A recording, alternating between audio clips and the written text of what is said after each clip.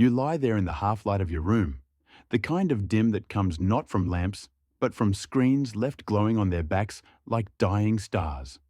The pillow has taken the shape of your head so completely that it feels less like support and more like memory foam made of habit.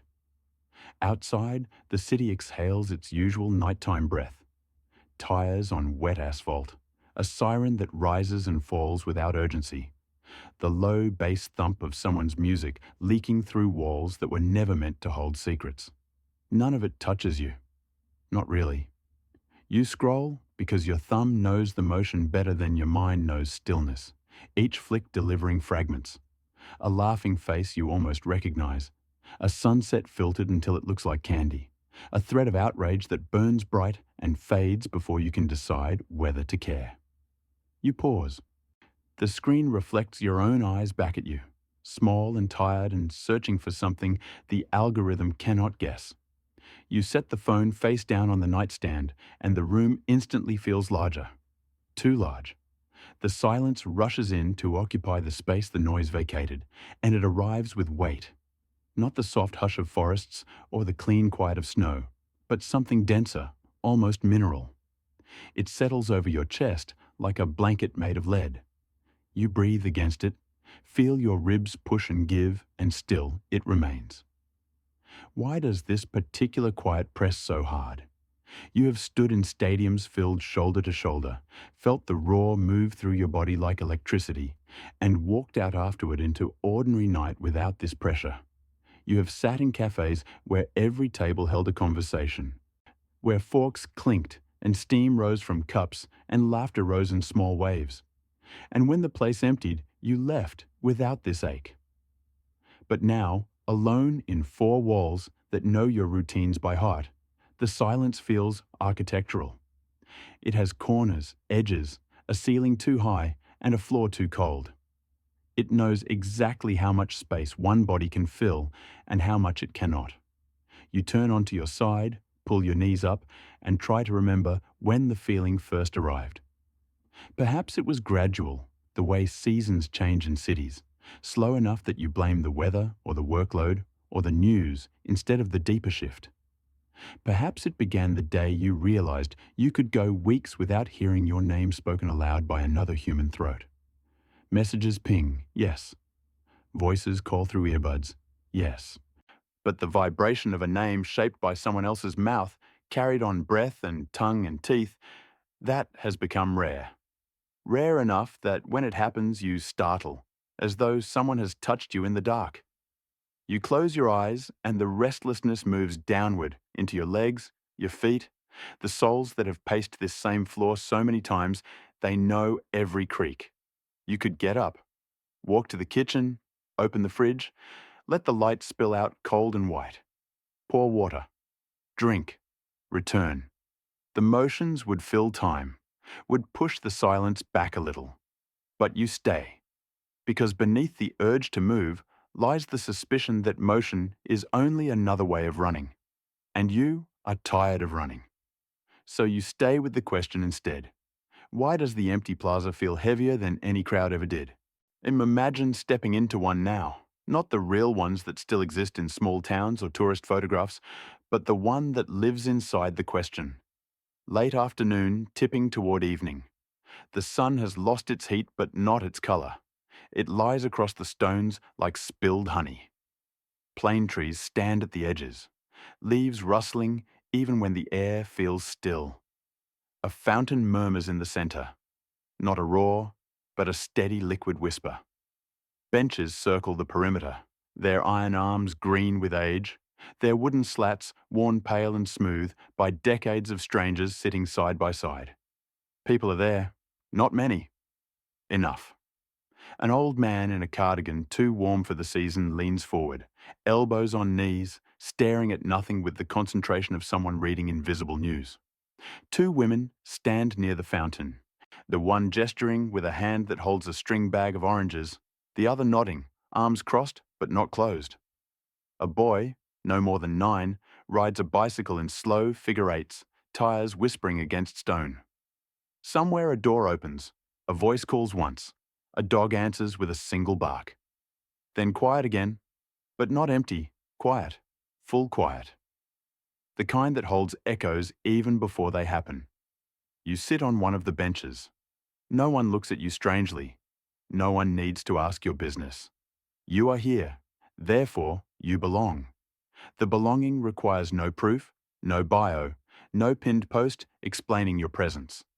The square simply accepts that bodies arrive and bodies leave, and the space remembers both. As the light cools, people drift away. The women walk off together, still talking. The boy pedals toward an alley, bell ringing once like a punctuation mark. The old man rises slowly, presses a hand to his lower back, shuffles toward a doorway lit from within. One by one, the square empties until only you remain. Now the silence changes. It thickens. The fountain drips. A leaf scrapes across stone. The church bell strikes the quarter hour, each note lingering longer than physics should allow. Beneath the sounds, the quiet grows roots. It presses against your eardrums, against your sternum, against the soft places behind your eyes. It is not frightening. It is simply there, immense, indifferent, intimate, and heavier than the crowd ever was. Because the crowd carried you. The crowd was momentum, distraction, cover. You could disappear inside it while still being held by it. You could be furious or heartbroken or numb, and the noise would absorb the emotion without asking you to explain. The silence asks for nothing, and therefore asks for everything. It asks you to sit inside your own skin without alibi. It asks you to feel the exact shape of your solitude. It asks you to notice that you are here, now, alone with the fact of yourself. Your ancestors knew this silence too. Not as punishment, not as failure, as rhythm. They rose with light, worked until light failed, ate what the day gave them, then gathered. Not always in joy, often in weariness, often in grief. The square was where they brought their exhaustion, and their small triumphs, and their ordinary complaints. It was where stories were traded like currency. Whose cow went dry, whose son wrote from the city, whose roof leaked again this winter. Hardship was not hidden there, it was aired, shared, diluted by being spoken aloud in the same breath as gossip and laughter. They did not love every moment. They quarreled. They envied. They grew tired of seeing the same faces every dusk. Some dreamed of leaving, and some did leave, walking until the path became road, and the road became train, and the train became somewhere else entirely. But most stayed, not because the square was paradise, but because it was location. It was the place their feet returned to. The place their names meant something. The place where, even when they were despised or pitied or ignored, they were at least known. Nostalgia lies when it whispers that the past was easier. The past was harder in almost every measurable way. Shorter winters meant shorter lives. Bad harvests meant empty graves. Childbed fever took mothers the way influenza takes the elderly now. Teeth rotted. Backs bent early. Fear was a constant neighbour. But yet the square gave them anchorage. Not comfort, anchorage. A place to be from. A place to be missed when absent.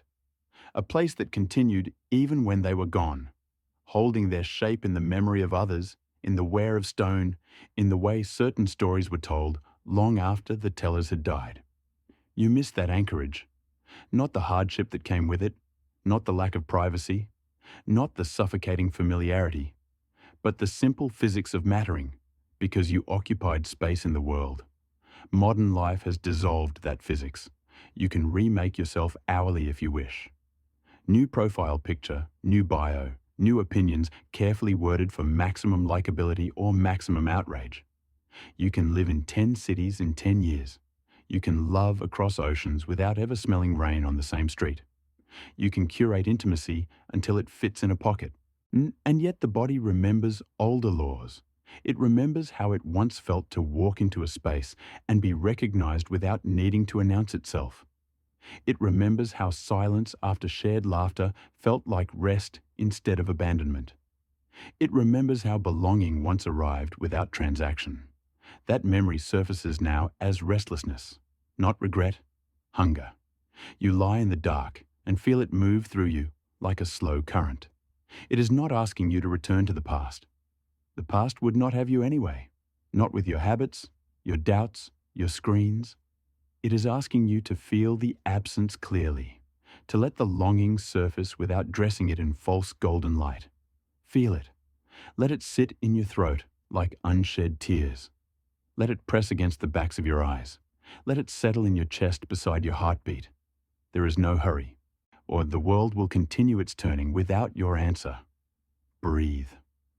The breath comes slow now, deeper. Each inhale carries the faint scent of your own room, cotton, dust, the ghost of yesterday's coffee. Each exhale carries a little more of the day's tension. You do not need to solve the silence. You only need to stop fleeing it. Let the restlessness find its place beside you instead of inside you. Like a dog that has followed you for miles and finally lies down at your feet, panting, content to wait. The square is empty. The dusk has become night. A single lantern glows above a doorway, throwing soft light across the stones.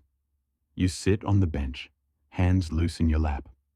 The fountain has stopped dripping. The leaves have stopped moving. Even the bell seems to have paused between strikes. In this stillness, there is no crowd to hide in. No voices to borrow, no stories to borrow, only you. And the you that remains is simpler than you expected. No performance, no defense. No need to explain why you are here. You are here. That is the entire sentence. Feel how the silence cradles that sentence instead of crushing it. Feel how the weight has shifted, not gone, but transformed. It is no longer the pressure of absence. It is the pressure of presence.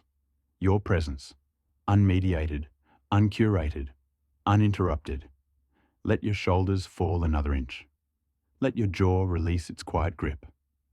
Let your hands stay open. The night air moves across your skin like a slow hand smoothing a sheet. Somewhere far away, a car passes. Somewhere closer, a branch taps a window. But here, in the square of this moment, nothing needs to happen next. Nothing needs to be fixed.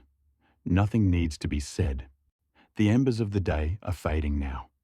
One by one, the small fires of thought wink out. The question that walked with you all evening has grown quiet too. It does not need an answer anymore. It was never looking for words. It was looking for rest. And rest has arrived, not as triumph, not as escape, but as the natural end of asking. You are still here.